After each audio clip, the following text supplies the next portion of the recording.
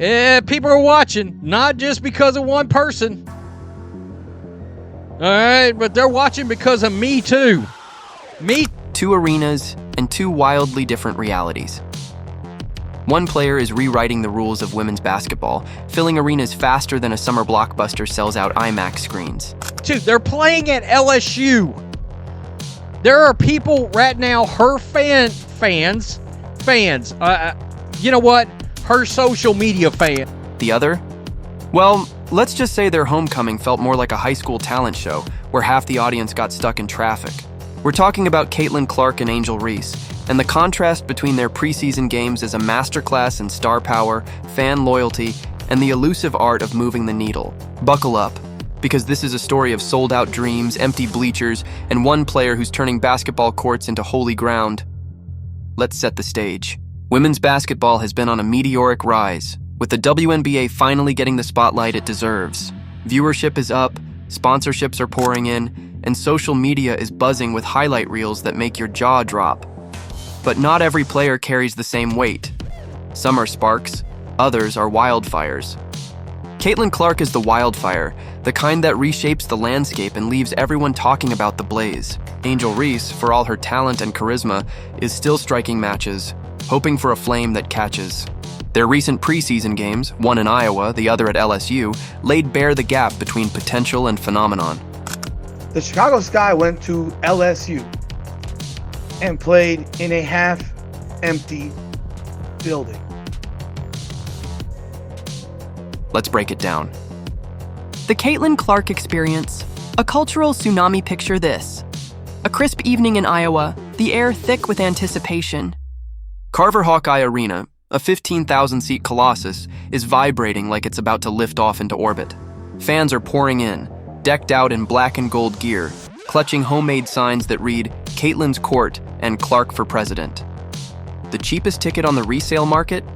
A cool $670, and that's for a nosebleed seat so far up you'd need binoculars to spot the court. Yet people are paying it, gladly. Some are skipping car payments, others are trading heirloom jewelry, all for a chance to witness Caitlin Clark lace up against, of all teams, the Brazilian national team. Brazil, a squad most of the crowd couldn't locate on a map if you gave them a GPS and a head start. But it doesn't matter. The opponent could be a pickup team from a local YMCA or a squad of animatronic robots, and the arena would still be packed to the rafters. This isn't just a basketball game, it's a pilgrimage. Fans have been tailgating since dawn, turning the parking lot into a festival of face paint, food trucks, and impromptu three-point contests. One guy, wearing a jersey with Clark's number 22 sharpied onto the back, tells a local reporter he drove 6 hours from Nebraska just to feel the energy. They not only had Angel Reese, they also had Haley Van Lith. They had two players from LSU, but one, largely Angel Reese, who is supposedly... Another fan, a 12-year-old girl with braces and a glittery sign, says she's been practicing Clark's logo three-pointer in her driveway for months. She's my hero, she says, eyes wide. She makes basketball feel like magic.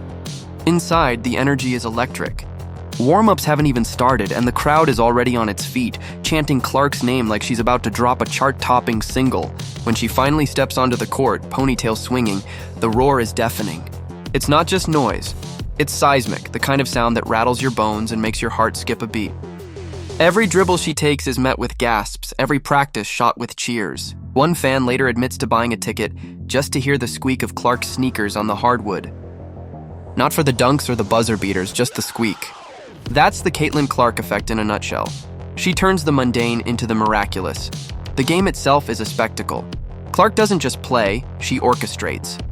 Her passes are like laser-guided missiles, finding teammates through impossible angles. Her three-pointers? They're launched from zip codes most players wouldn't dare attempt, splashing through the net with a swagger that says, "Yeah, I meant to do that."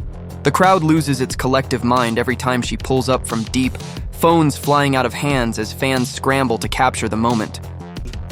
So unbelievably beloved in Baton Rouge that you would think that her return. By halftime, the arena feels like it's hosting the Super Bowl, the Oscars, and a rock concert all at once. The final attendance? $14,998, the maximum the venue can hold. Every seat is filled, every aisle packed, every heart racing. This isn't a game, it's a movement. The Angel Reese homecoming, a quiet echo now, let's flip the script. Rewind to Baton Rouge, Louisiana, where the Chicago Sky are facing off against LSU in a preseason matchup. This should be a homecoming for the ages. Angel Reese, LSU's prodigal daughter, is back in town, joined by teammate Haley Van Lith, another Tiger alum. You'd think the Pete Maravich Assembly Center, a 13,000-seat arena, would be bursting at the seams. Reese is a social media sensation, with millions of followers and a flair for the dramatic. She's got endorsement deals, a signature style, and a fan base that calls her Bayou Barbie.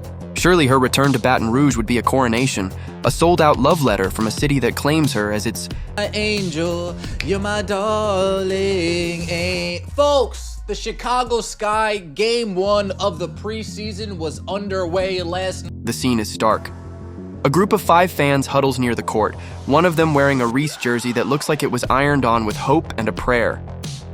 2 others are parents who thought this was a youth league game and are now wondering why the concession stand is out of hot dogs. Another guy, squinting at the court, asks if anyone knows where the nearest gas station is.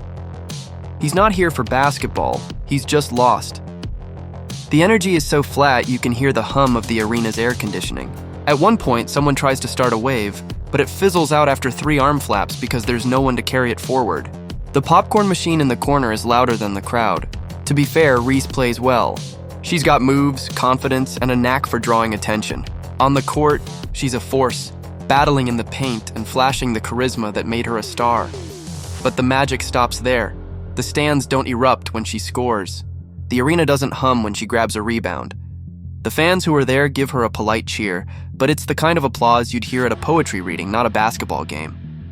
This isn't a homecoming. It's a rehearsal, and the audience forgot their lines. The contrast. A tale of pull and potential. The numbers tell the story, but the vibe tells it better. Caitlin Clark's game in Iowa was a cultural event, a sold-out spectacle that felt like a cross between a religious revival and a music festival. Angel Reese looked pretty good, but we're gonna get into that momentarily. On the negative side, Angel Reese fans, LSU fans, all of you who tell us. Angel Reese's game in Baton Rouge was a footnote, a quiet gathering that barely registered on the sports world's radar. Clark's fans camped out for days, tailgating like it was the NFL. Reese's fans? They couldn't be bothered to show up, even with tickets cheaper than a streaming subscription. Clark's lowest resale ticket was $670, a price that could buy you a used couch on Craigslist. Reese's tickets were so affordable you could have paid with pocket lint and a coupon, yet the seats stayed empty. What's going on here? Let's unpack it. On our YouTube channel, we've been saying it for months. Not all fans are created equal. Reese has a massive social media following with millions of likes, retweets, and comments. Her TikTok videos rack up views faster than a cat meme. She's got the drip, the attitude, and the branding. Everything you'd think would translate to packed arenas. But here's the catch. Social media fans aren't always sports fans. Liking a highlight reel on Instagram doesn't mean you're shelling out cash to watch a game. Posing for a selfie in a designer outfit doesn't fill bleachers. Reese's fan base is loud online, but when it's time to put money where their hashtags are, they're nowhere to be found. Clark, on the other hand, has transcended the game. She's not just a basketball player. She's a cultural force, a one-woman marketing machine who's rewriting the economics of the WNBA. Her fans aren't just liking her posts, they're buying tickets, jerseys, and plane tickets to see her play. I've tried to tell you guys, you heard me say it on this channel. A lot of Angel Reese fans are not basketball fans, and they are proving it. They're building shrines to her jump shot in their living rooms. They're naming their pets after her. When Clark steps onto a court, it's not just a game. It's a shared experience, a moment that unites strangers in awe. She's got the kind of pull that makes arenas sell out before she's finished tying her shoes. The media machine, Clark's throne, Reese's footnote. The media amplifies the divide. Tune into ESPN and Clark's name is everywhere. Headlines, highlight reels, trending topics. Her return to Iowa was covered like a royal wedding, with analysts breaking down her every move and fans dissecting her stat line like it's a sacred text. Her game against Brazil wasn't just a preseason warm-up. Yet. They proved it last night without a shadow of a doubt. That was one of the most embarrassing things I've ever seen. You might be like, well, Rhodes, what was... It was a national event, aired in prime time with the kind of fanfare usually reserved for playoff games. Meanwhile, Reese's game at LSU barely made a ripple. If you blinked, you missed it, sandwiched between a weather forecast and a commercial for car insurance.